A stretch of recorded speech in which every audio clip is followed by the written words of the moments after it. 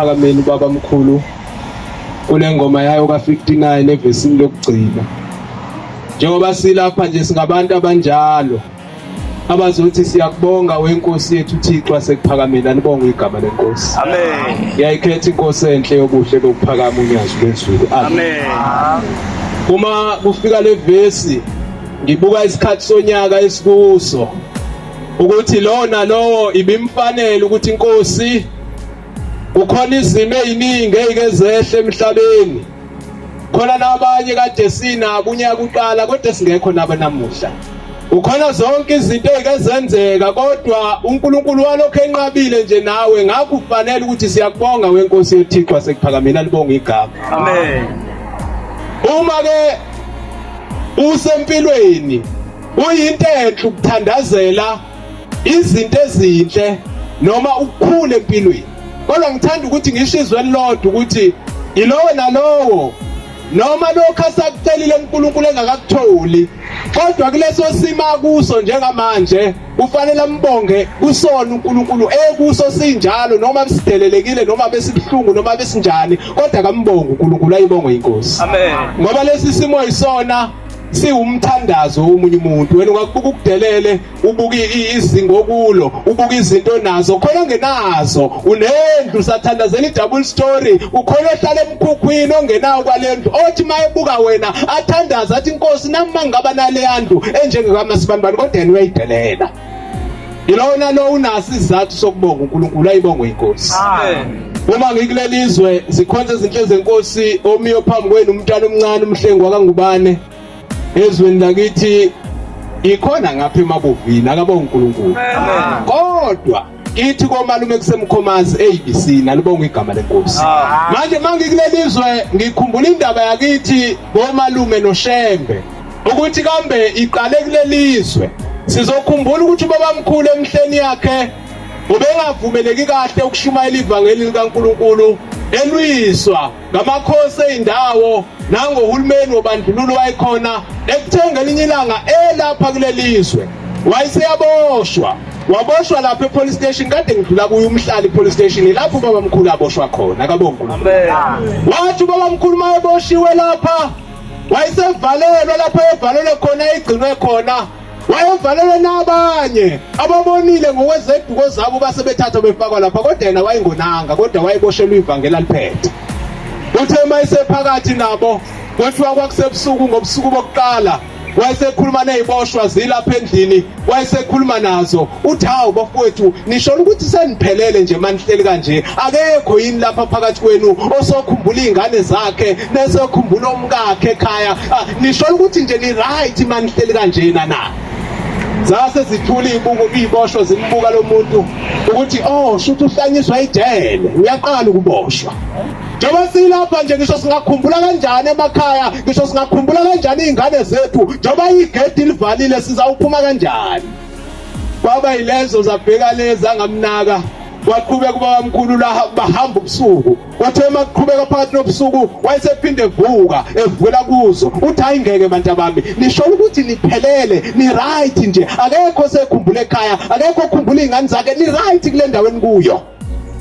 Bathe mabelala abanye bengamnaki, kwase kusuka ezinye iziboshwa ezamlizwa lelizwe zaseyisondela kuye zithi hawu siyezwe impela lokhu uyikhuluma le ndaba yakho, lokhu uyiphindile, ngabe khona indlela ongenza ngayo ukuthi siphume kule ndawo? Yebo sikhumbule emakhaya ethu. Wayesethi babamkhulu cha abantu bami sizophuma lapha, kodwa ngithembiseni into eyodwa ukuthi masiphuma lapho akekho noyedwa ozobaleka nozohamba, kodwa sizophuma ngihambe nginixoxela indaba yeNkulunkulu ebese ngiyonibhabhadisa manizizwa niyithanda niphenduka nimkhetha noThixo asekuphakameni enginitshela ngaye. Nangempela iziboshwa zalizwe izwe wayeseyinika isithembiso uthi kodwa abantu bami uthi sizophuma la, kodwa makwenzekile nabuyela la uthi kuyophela isikhashana esincane kube yilowo nalowo aphume agoduka ekhaya, akabonga uNkulunkulu. Amen. Kuthiwa uthe mayesesho njalo wayesethatha umunwe wakhe esekhomba imaster door yayivalile lapho ekuthiwa khona kwaphuma unyazi laseliqonda ngo lapha ngena khona ikhiye, kwezwakala isiqabha sikhuma zababaza zonke iziboshwa nalezi kade zimngabaza zilele ngemhlane zithi lo muntu uhlanyiswa ejele, zavuka nazo zabona isimangaliso somuntu wayesebakhipha. wathi mayise bakhiphile wayesephuma nabo washona nabo olwandle lapho babhabhadisa khona wathi mayisephumile kwase kushaya isikhathi sokubojele bazoba liboshwa bathi mabefika bezoba liboshwa bafika kuleseli noma kule ndawo ababevalelwe kuyo labo abantu bebabamkhulu bafika ku-empty base bebuza babeseceleni kwenye indawo ukuthi bashonephi abantu abebelapha base bekhuluma bathi hayi kukhona lo muntu wokugcina elimfake lapha owushembe uyo bakhiphile wayesethi uyobabhabhadisa olwakhe twabasuka lapha belungu bagaqa ibhamu zabo nazo zonke inhlobo zezikhali base beshona khona ilapha bathi mabefika olwandle bamfice emile emanzini ekhuluma namanzi elibamba igaga selishonisa phansi elishonisa phezulu uthi wena vuma manje wehle ngizobhabhathisa abantu bami kabe uNkulunkulu amen njengobani wakhuluma namanzi kodwa ushembe wakhuluma nawo uthe mayiphakathi eseqale babiza oqala ezobhabhadiswa base beqhamuka labelungu bathe beqhamuka base bemlinda nje ebabhabhadisa uthe mayiphakathi nabo base bethi ke lalela ke shembe qeda ngalabo bantu babhabhadisa lapho ubabuyisa bonke bephila ngoba bazophinda ejele makuke kwamuka noma sinye isiboshwa nawe uqobo lwakho siyokuthola othulini ngehlaba yathula into yasezulwini yangaze yabanaka yayisiqhubeka nje yababhabhadisa labo bantu yayisiqeda ithema isiqedile wase qhamuka insizwe ezimbili angazi ayifunani kulelizwe ngoba ingeza kithi eMkhomazi waqhamuka uPhithindwandwe ehamba noKhasana okaSibisi ukhokho wami wasekhaya bithi mabe qhamuka lamadoda omabili athi shembe siyabona ubhabhadisa leziboshwa nathi asisasali kuloludumo olungaka oluduma kakhulu nathi sesiyacela usifake kulamanzi wayesethi ushembe cha abantu abami nina nobabili angizonibhabhadisa la namhlanje uthi ngonibhabhadisele ezweni lakini eMkhomazi wayetshena ubani ukuthi bangabe seMkhomazi mayingafeli ezweni ngoba ngazange babuze wabatshela ukuthi nina angizonibhabhadisa namhlanje ngonibhabhadisele ezweni lakini eMkhomazi buyelana emumva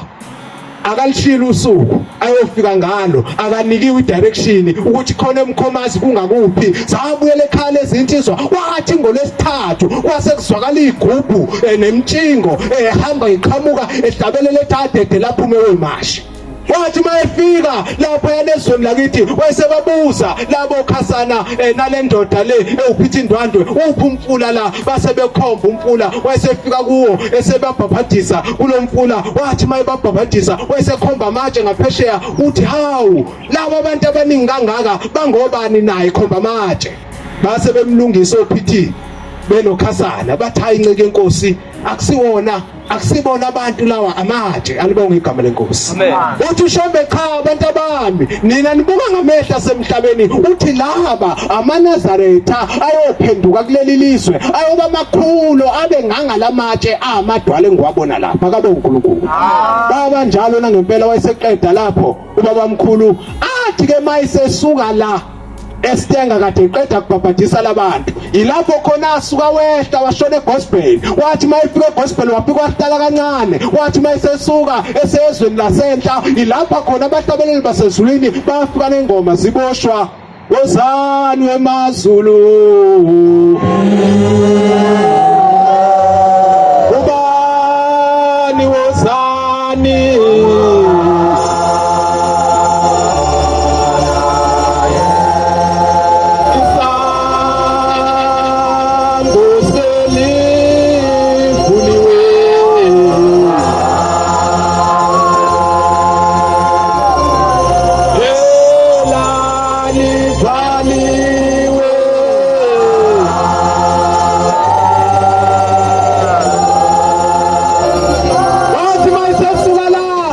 esezweni lasentla esenikwele ngoma ngoba bathi abelungu base bemdedela laphayana sebebuyisela iboshwa ejele ngaphakathi base bethi wena shembe awuzoboshwa nalabantu ngoba mawungaboshwa nalabantu kuyosamajele empty siyakhulula siyabona impela uthunyiwe indaba kaNkulunkulu hamba ushumayela siphuma kulabantu wayesephuma nangempela wayeshumayela wayesejabuleke suke gospel kwasenikwa lengoma ethi siboshwa uzali livuliwe isango wayesefika lapha ezweni lasenhla emathunini ilapha khona afike waqala umkhosi awubiza ngokuthi umkhosi wamadokodo ongena kuleli bandla ziwu1 kuApril uthatha izinsuku zibe 7 kwakhiwa amadokodo ezweni lakithi ukhona uyenziwa kabe uNkulunkulu uhambe kwahamba nje kwanokuphazamiseka okukhona ngoba esikhathini sethu samanje ithe inkosi uthi ngoma isikhothama yakhetha ukukhothama ngeinsuku ezisondelene nawo okusho ukuthi akekho umuntu ozosala emathempelini athenza umkhosi wamadokodo kusuke sekusiphoqa ukuthi sonke sibe kuphi sibe semzini wasebuhleni esikhumbuzweni sothingo kodwa einhlizweni zethu nasengqondweni zethu sisuke singenile kuwo amen alibonge igama lenkosi sengihlala phansi nje uNkulunkulu kufanele kube khona izinto ayibona yena ziyicelo zakho ungakasho lutho wena uma umkhonza amen ilapha khona kwathi khona ekhakithi ngoba wathi mayesefikile ubabamkhulu wamkelwa phakathi komuzi waseyibisini wayefika ngene ground ekhaya kwaze kwakhishwa indawo kwakhiwa umuzi engiqhamuka ngaphansi kwawo ekuthiwa isemvini emkhomazi owakhiwe endaweni yakithi eyibisini akabe uNkulunkulu mala abantu bakithi ngelinye ilanga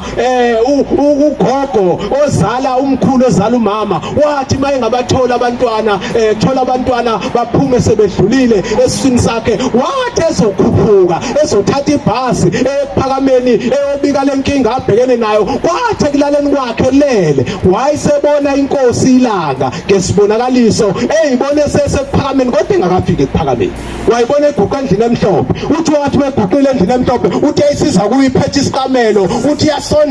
uthi yasondela yayisifika kuyo engashilo lutho yayisimnika lesi sikamelo yayisithi kusukela namhlanje makhumalo usuyothola abantwana abangasekufa wavuka lapho ukhansela ukuye kuphakameni ngoba enethemba lokuthi isitabelelo sithi uJehova mawuyiphathe kahle indolana kuyo uyakuhambela ekulaleni kwakho amen lasibona uzothi hayi iphupho ngiyakhona ekuphakameni kodwa yena wahlala walinda izwi lesibonakaliso wadlula izinsuku wayeseba muhle uthema esemuhle wayeseyishana ngempela insizwa ezala umama ongizala yalibonga igama lenkosi Nkosi kusabezweni amen.